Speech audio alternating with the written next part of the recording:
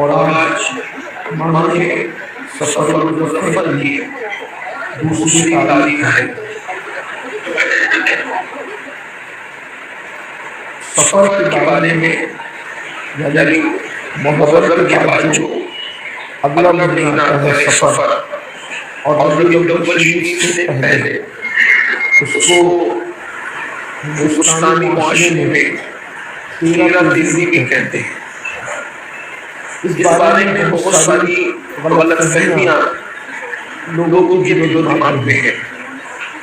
کچھ لوگوں کا آپ نے بھی سنا ہوگا بوڑھی عورتوں سے یا عوامی سطح پر لوگوں سے یا بابا لوگوں سے کہ جو سفر کا مہینہ ہے وہ منحوس ہے اور سفر میں بلائیں اترتی ہے، ایسا لوگ کہتے ہیں۔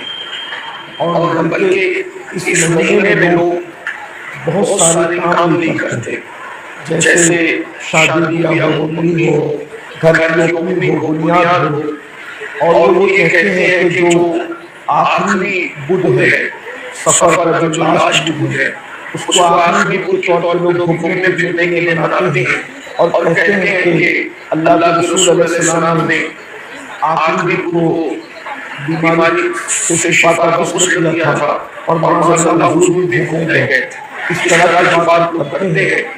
اور یاد رکھیے کہ توحید پرستی یعنی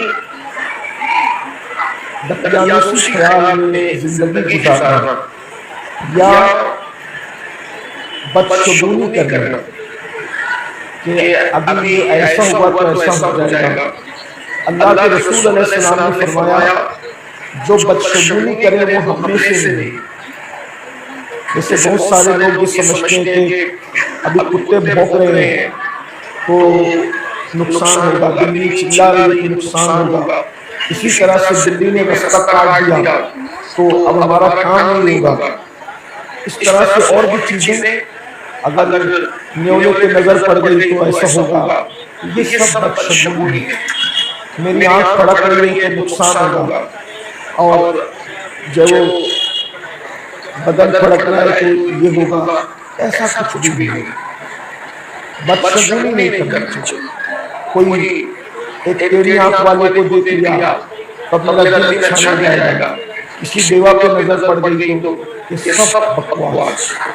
سب سے بڑی چیز یہ ہے اللہ کے رسول صلی اللہ علیہ وسلم نے ارشاد فرمایا، زندگی میں یہ حدیث جو حدیث قدسی ہے، بیان تو رسول اللہ فرما رہے لیکن انہوں نے اللہ سے روایت فرمائی۔ حضور علیہ السلام ارشاد فرماتے ہیں کہ میرا اللہ فرماتا ہے کہ میرا بندہ مجھ سے جیسا گمان کرتا ہے میں اس کے معاملے میں ویسے ہی فیصلہ کروں۔ یعنی تم اللہ سے جیسا گمان کرو گے اللہ تمہارے بارے میں ویسے ہی فیصلہ کرے۔ تم اگر اللہ سے گمان کرو گے کہ میں بیمار پڑ جاؤں تو تیار ہو جاؤ کہ پھر گمان کرو۔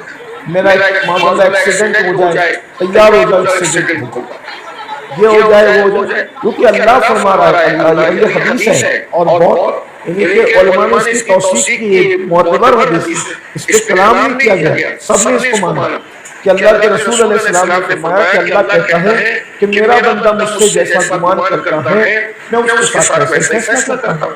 تو جب ہمارے گمان کے مطابق اللہ فیصلہ کرتا ہے تو پھر ہم اللہ سے بدگمانی کیوں کریں؟ میں یہ کیوں سوچوں کہ بلی رستہ کاٹ دے گی تو میرا کام نہیں ہوگا؟ بلی کی اوقات کیا ہے کہ اس نے رستہ کاٹ دیا ہے، میرا کام نہیں ہوگا؟ میرے کام بنانے والا تو میرا اللہ ہے، اب بگاڑنے والا بھی اللہ ہی ہے، اسی کی مرضی سے کام بنتے بھی ہے، کسی کی مرضی سے کام بگڑتے بھی ہے۔ تو جب اس نے کہہ دیا کہ تم مجھ سے جیسا گمان کرے گا میں ویسا فیصلہ کروں گا، تو میں بگڑنے کا تصور کیوں کروں، میں بننے کا تصور کیوں نہ کروں؟ یہ چیز ہے۔ کوئی بنائے بلائے، دیکھیے بلا تو جس دن اللہ نازل کرنا چاہتا ہے وہ نازل کرنا چاہے تو جمعہ کے دن بھی نازل کرے، لیکن بلاؤں کے نزول کا تعلق سفر کے مہینے سے خاص کرنا یہ اچھی بات ہے۔ پھر اس میں شادی بیاہ نہ کرنا اور اس کے بارے میں عجیب عجیب سی باتیں کرنا نہیں ہے، بلکہ اللہ کے رسول علیہ السلام نے خاص طور پر فرمایا، اللہ کے رسول نے فرمایا لا سفر، یعنی اس زمانے میں بھی اس کے بارے میں غلط فہمیاں تھیں۔ کچھ چیزیں زمانے جاہلیت سے آتی ہیں نا، تو اس کے بارے میں پہلے سے بھی یہ چیز تھی، اس میں بنائے تو اللہ کے رسول نے کہا سفر کوئی چیز نہیں، جیسے اور مہینے ہیں برکت والے، یہ مہینہ بھی برکت والا۔ اور یہ بھی یاد رکھیے ہر دن برکت والا ہے۔ کچھ لوگ منگل بدھ کو بھی منحوس سمجھتے ہیں، کیونکہ کنورٹ ہوئے ہیں نا اکثریت ہندوستان میں تقریباً 60% 70% سے زیادہ آبادی کنورٹ ہوئی ہے پہلے، تو اسلام تو لے آئے لیکن کچھ چیزیں پرانی بھی ساتھ میں لے، تو اسی میں کچھ نہ کچھ دماغ میں بھرا رہتا ہے اور وہی چلتا رہتا ہے۔ پھر نسل بعد نسل آ گیا اور منگل کا دن ایسا ہے، کوئی کہتا ہے بدھ کا دن ایسا ہے۔ ایک بات ہمیشہ یاد ہے، کچھ لوگ کہتے ہیں سنیچر کا دن اچھا نہیں ہے۔ اللہ نے سارے دن بنائے اور اللہ نے جو بنایا، ایک چیز میں آپ سے کہتا ہوں کہ اگر کوئی کھانا رابعہ بصری بنائے، کوئی کھانا ام المؤمنین عائشہ صدیقہ بنائے، تو بنانے والے ہاتھوں کی برکت دیکھی جائے گی نا۔ تو جب آپ اور ہم نے جو نیک ہو جائیں تو ان کے ہاتھوں کی بنی ہوئی کوئی چیز بری نہیں ہوتی۔ تو جن کو اللہ نے بنایا، سارے دن تو اللہ نے بنائے، سارے مہینے اللہ نے بنائے، اب اس نے ہمارے لیے نفع اور نقصان لکھا ہے اور اس میں ہمارا ہی فائدہ ہے۔ اس نے نفع و نقصان لکھا، اس میں ہمارا ہی فائدہ ہے۔ میں بات آگے بڑھانے سے پہلے آپ کے سامنے کچھ باتیں رکھتا ہوں تاکہ ہمارے دل و دماغ سے یہ خرافات نکلے۔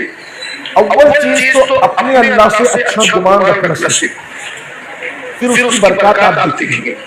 جب بندہ اللہ پہ یقین کرنا شروع کرتا ہے اور اس کا گمان اللہ سے اچھا ہونا شروع ہوتا ہے تو پھر برکات کے دروازے کھلتے ہیں۔ اور یہ جو نگیٹو سوچتے ہیں نا ہماری قوم کے اندر، جو نگیٹو سوچتے ہیں، غلط سوچ، یہ نگیٹو سوچ ہی انسان کی زندگی کو جہنم بناتی ہے۔ اپنی سوچ کو درست کیجیے، اپنی سوچ کو اچھا کیجیے، پھر اس کی برکات دیکھیے۔ ایک بادشاہ تھا، اس بادشاہ کا نظریہ اور عقیدہ یہ تھا کہ اگر کوئی کانا کانا سمجھتے ہیں نا، ایک آنکھ ہوتی ہے وہ ترچا دکھتا ہے، کانا اگر اس کے نظر صبح صبح پڑ جائے تو پورا دن بیکار ہو جائے۔ اب بادشاہ لوگ مصروف آدمی بادشاہ تو بہت محنت سماجہ ساری سلطنت حکومت کے کام کاج سے وقت نکالا تو چلو بھئی آج شکار کریں گے، شکار کے لیے جائیں اور شکار کے لیے چلے۔ صبح بادشاہ کا پورا لاؤ لشکر اور سارے دوست یار امیر وزیر سب جا رہے تھے شکار کے لیے، تو سامنے سے کانا آ رہا تھا، وہ بادشاہ کو دل بھرتا، کیا ہوا پکڑو اس ظالم کو۔ کانے پر صبح نظر پڑے تو پورا دن بیکار جائے، برباد جائے، مار ڈالے اس کانے نے کہا بادشاہ کا قصور کیا ہے کانا؟ اگر میں کانا ہوں تو میرا اس میں قصور کیا ہے؟ بلے چکانے کے نظر پڑے گی صبح تو پورا دن بیکار جائے گا، اس لیے کہ مار ڈالے۔